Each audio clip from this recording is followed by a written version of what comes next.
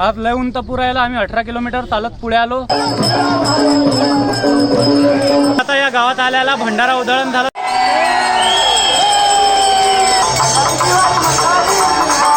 असे रोज कपडे धुणं पडतात, मुक्कामावर आलं की मी धुवून टाकतो। घाई मध्ये कपडे टाकले गेले, पैसे भिजले सगळे।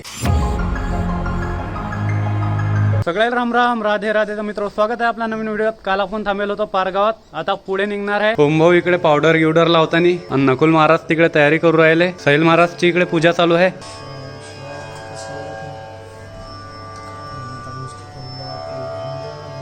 काल हर्षल महाराज आपल्या सोबत होते इथं। त्या बॉटला वाटल्या मागे आणि कोणतरी पुरी भरेल पॅक बॉटल फेकून दिली।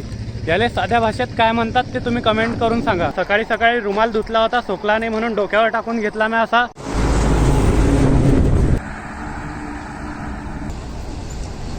आता हा आहे सकाळचा नाश्ता, सगळे बुंदी चिवडा खाऊ राहिले इथं।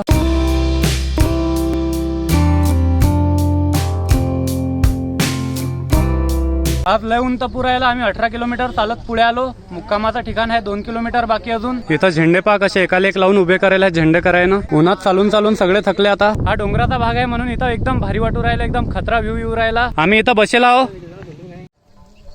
विदर्भापेक्षा मराठवाड्यात हवेचा वेग जास्त आहे म्हणून इथं जागोजागी पवनचक्क्या लावलेल्या आहेत, ज्या हवेतील गतिज ऊर्जेचं रूपांतर विद्युत ऊर्जेत करतात।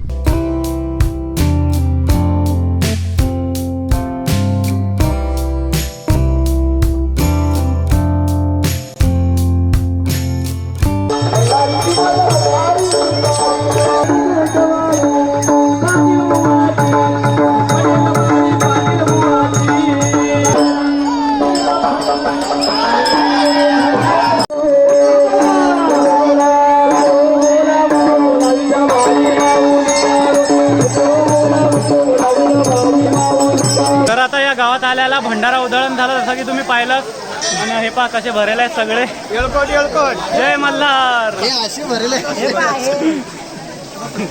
बाबा 1 मिनिट। आणि आता पाण्यानं सगळे आंघोळ करू राहिले इकडे। आणि यांना ओळखा कोण आहे कमेंट करून सांगा, ओळखू येत असतील तर। तुमचंही फाडलं काय? अरे क्या हो गया ये आपके साथ महाराज, हे काढा ना। आता पालखी थांबेल आहे वाकोळ गावात, इथं बाळूमामाचं मंदिर आहे। गाव जेवले काय?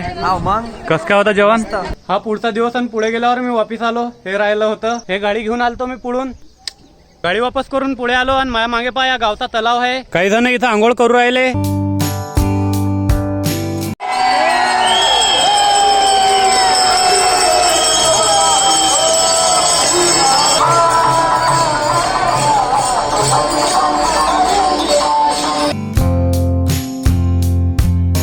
किलोमीटर चालत आज आलो आम्ही भूम शहरात।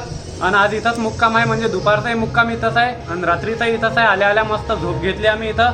म्हणजे पहिलं तर रिंगण झालं पालखीचं, मेंढ्यांचं रिंगण झालं तुम्ही पाहिलं। आता बॅगा आणायला चाललो गाडीत। गाडी थोडी दूर आहे, इकडे येत नाही गाडी, म्हणून आता बॅगा आणू आपण तिथून। घरून निघल्यापासून आज पुरे 24 दिवस झाले आणि आजचा हा जो मुक्काम होता दुपारचा।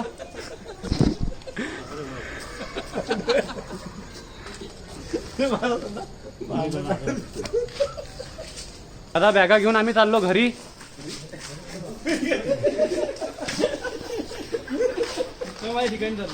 अरे या मुक्कामाच्या ठिकाणी जिथं आपण थांबेलो। आता गेल्या गेल्या तिथं तर पहिले कपडे धुणे आहेत। असे रोज कपडे धुणं पडतात, मुक्कामावर आलं की मी धुवून टाकतो। काऊन की जर मागे राहिला तर लय मोठे कपडे होतात। आणि काल जे कपडे घालेले आहेत ते मी दुसऱ्या दिवशी रात्री धुवून टाकतो मुक्कामावर गेलं की, म्हणजे सकाळ लोक सोकतात मस्त आणि बॅगेत ठेवून द्यायचे। सचिन दादानं त्याची बॅग खोलली आणि त्याचे लय मोठे कपडे आहेत आज। कपडे धुवा लागतात रोज वारीमध्ये आलं की। बेकार काम आहे, बेकार काम आहे। घाम येते, घाम पुसत कपडे धुणं पडतात। दिनभर चलना और रात में कपडे धोना। हा, दिनभर चलना रात में कपडे धोना। आता सचिन दादा सोबत काय झालं पा? घाई मध्ये कपडे टाकले गेले, पैसे भिजले सगळे। काय करता? गोलो भाऊ बी आले आता कपडे धुवायले। आपल्याला आज कपडे धुण्यास आज सगळा लॉट एकसारखाच काढून घेतला कपडे धुयाचा 8 दिवसाबाद। 8 दिवसाचे धुतले नाहीत काय? 8 दिवस झाले कपडे धुतले नाहीत। आज सगळे एक सोबत आले कपडे धुवायले, काऊन की काल काही बजेट नव्हता धुयाचा। आता मस्त आपला व्लॉग पाहणं चालू आहे टीव्हीवर। पुरा जोरदार ठोक चालू आहे, रस्त्यानं पुरा मोकाट पाणी वाहू राहिलं।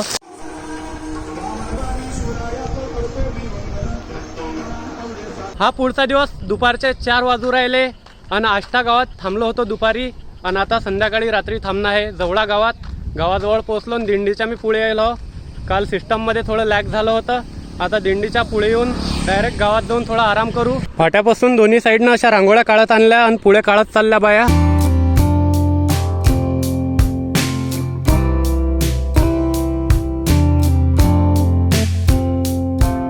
फाट्यापासून 2 किलोमीटर आहे गाव आणि तिथून पासून हे रांगोळ्या काढत आले. पालखी पोहोचायच्या पहिलेच हे लावून दिल्या जातात गावात, ज्या ठिकाणी मुक्काम आहे संध्याकाळचं.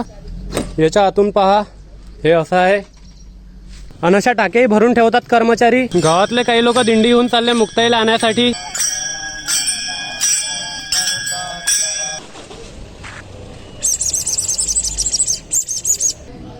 काही वारकरी इथं पुढे येऊन आराम करू राहिले. आता एकदम जोराचा ठोक चालू झाला आणि दिंडी अजून बाकी आहे याची. इकडेही रांगोळ्या काढणं चालू आहेत.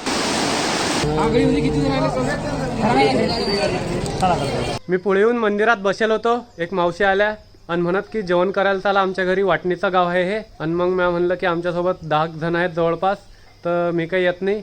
मग त्या म्हणत चहा घ्यायला तरी चला, आणि मी काही चहा घेत नाही. मग म्हणलं एवढा आग्रहानं बोलू राहिला, त्याची भावना आहे तर चला म्हणलं घरी जाऊन येऊ. आणि त्याला म्हणलं घरी फक्त पाणी द्या, मी चहा काही घेत नाही, बसू फक्त. मग त्यानं काय केलं, पाणी आणलं आणि थोड्या वेळानं तिकडून ताटही वाढून आणलं. मग तिथं जेवण केलं, त्याचा आग्रह होता म्हणून. आणि आता आम्ही दुसऱ्या ठिकाणी आलो. इतके जण तर त्या घरी काही झोपू नसते शकले, म्हणून महाराज सोबत आम्ही एका दुसऱ्या ठिकाणी आलो. यांच्या घरी थांबलो होतो आणि आता या गावातून निघून राहिलो. फाट्या लोक आम्ही गाडीत चाललो. बाहेर निघून आता खिचडी हाणणं चालू आहे. हे आहे कपडे सुकवायची निंजा टेक्निक, भारताच्या बाहेर नाही गेली पाहिजे.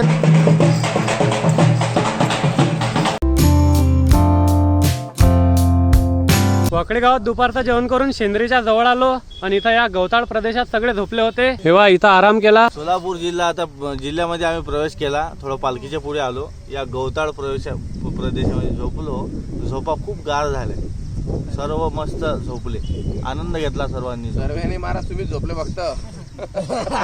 झालं जमलं. सर्वांनी झोपले फक्त महाराज झोपले. त्याचं कारण आहे पिठलं आणि भाकर. महाराजांनी 4 पिठले आणि 2 भाकरी खाल्ल्या. 4.5 भाकरी हो. 2 टाइमचं जेवण महाराज, 6 लाडू खाल्ले. 2 टाइमचं जेवण महाराजांनी एक टाइमले करून घेतलं. आणि भाताचा स्वाद हे असं उघडून चालते काय?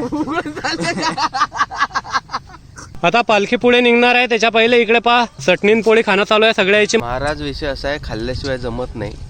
हे जर भेटलं नाही तर आम्ही आमच्या बाबाच्या हातचे 2-2 रट्टे खातो, पण खातो आणि मग पुढे जातो. खरंय माऊली, खरंय. बोला काहीतरी.